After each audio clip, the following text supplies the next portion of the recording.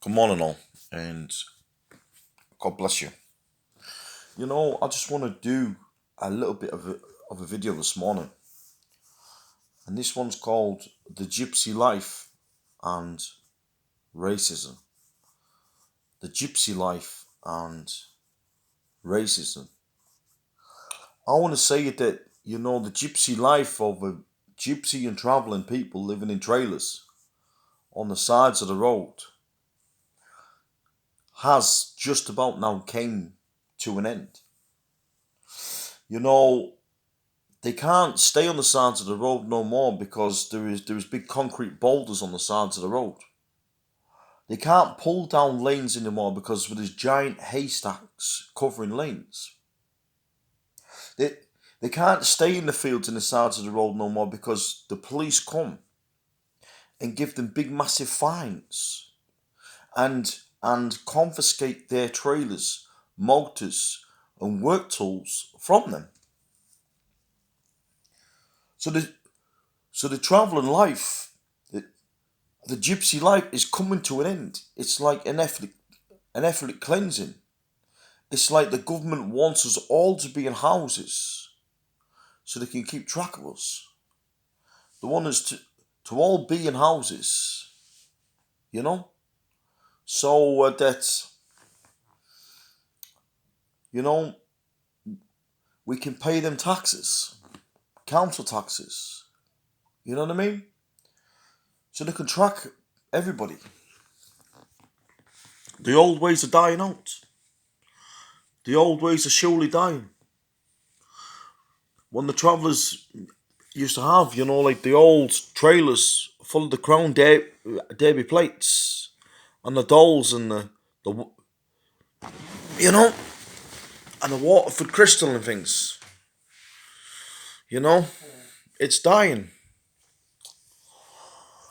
We've been pushed away from our ways, pushed away into a life of like living in houses. Many years ago, we actually started off in tents before we had the boat-up wagon as you see there today. We travelled for years and years and years, living in the hedgerows, living on the sides of the roads, living in a tent called a bender tent. A bender tent would have been like old like willow branches, like my dad tells me about his granny. And she used to bend like old branches over and get some old like sackcloth, or like canvas to put over like the bent branches, and that was their home. From tents come wagons. From wagons come obviously motorized vehicles. Motorized vehicles pulling trailers, or as you know it, caravans. And now today the government wants us all in houses. The biggest part of the gypsy and travelling people, what you see today is mainly all in houses. If they don't have like their own land to live on, mainly all in houses. Years ago it would have been hard for travelling people. Years ago the men, there was no universal credit doles in them days. The men would fight for money. The men were real men, real tough men. As you could see, they used to live in like the old horse-drawn wagons. The men would do what they could. Fight for money. Gypsy people was very, very family orientated. Like a tribal thing. We love our animals. We love our fires. We love our outdoor life. You know what I mean? In them days, there wasn't TVs. You know what I mean? The travelling men and the families would they sit around the fire and tell old tales, old stories. You know what I mean?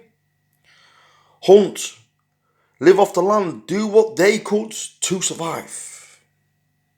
They used to hawk from house to house.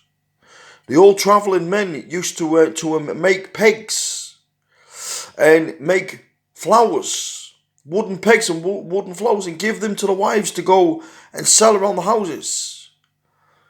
While the men would obviously, some would fight for like money, like the good fighters, or some would like sell what they could around the houses.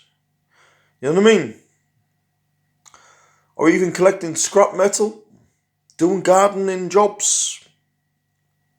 The women would also dukkha, which means they would fortune tell. You know what I mean? They would tell fortunes to get a living. It was hard for the travelling people years ago. They used to breed horses, go to the fairs and selling horses, doing what they could to survive. Travelling people, we like the coloured cobs, you know? We like the coloured cobs. But it's a life what is dying. It's the real travelling people out there, the real gypsy people out there. You know, we are a dying breed. We are a dying breed. You know? That's one thing for certain. And I want to say that, you know, I've even suffered at the hands of racism. You know, we like the old-fashioned ways because it reminds us of the life where we came from. You can call us nomadic because that's basically what we are. Wandering people, gypsy people. We like our China. We like our old-fashioned things, you know. But there is many racist people out there. And I've suffered at the hands of racism. I remember once I moved to a little town called Stockton-on-Tees many years ago. And I went into a church. And I was only looking for fellowship. It didn't matter who the people was, as long as they believed in God and there was a born again Christian, as what Jesus Christ taught. And I went into this like little church, and one of the first questions the man asked me was, "Am I a traveller?" I couldn't lie to him. You know, he'd obviously seen me on Facebook or even heard about me. I said, "Yeah, I am." You know, and like he started asking me different questions, and then and I thought that I was alright in this man's church. And then not long after, he gave me a text and said, it's best that like you don't come back here. You were gifted it in another way, but just don't. But it isn't right around here. That was his kind words of like jogging me on. And the only way what I can think about that is because I'm a gypsy man. I've met many friends with the settled people, with the gorgeous people over the years. Many friends. And as soon as I tell them that like I am a gypsy man, I am a travelling man, they start looking at me in a different light.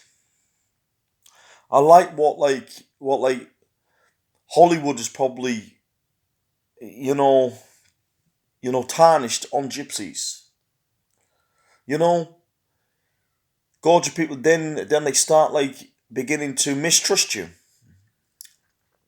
Okay, if something goes missing, they automatically have it in the mind that the gypsy stole it. You know what I mean? Even even places as well. Like when I've wanted to like join, like a gym, a club or something, putting up silly prices. You know what I mean? You know what I mean? Just because I'm a gypsy. That's all I can think of it is. Like I wanted to go and like join, a mixed martial arts club just to get fit. And some man was like saying to me that it's £250 per hour for him to train me. When like other places it's only about £20 an hour, £25 an hour. Do I think that like the man knows I'm a gypsy and he's being racist and that's his way of either taking me for a fool or being racist? Yes, I do. But gypsy people, we're not all bad people, friends. We ain't all bad people. A lot of people, have painted us with the wrong brush. We're actually very, very close, family orientated. We're like tribal. You know what I mean? We look after our own. And also, friends of ours, we look after. You better believe that. And there's many of us, and we do look after one another. That's one thing for certain. I remember years ago, there was an old sign in the window in a pub in Bentley in Doncaster. And on this sign it said, no gypsies, no pikeys, no travellers. You know what I mean? This is the 20th century. And people are still being racist towards travelling people. You know what I mean? There was another pub what I went to years ago. And you wasn't allowed in because you was a traveller. I'm telling you. Friends, there's ethnic cleansing going on amongst gypsy people. An ethnic cleansing. Hitler tried to wipe us out on the Holocaust, and the government is doing it today. Well, I'm proud of where I come from. I'm proud of my roots. I'm proud. You know what I mean? Always be proud of what you is and where you come from. You don't have to hide your culture, your lifestyle.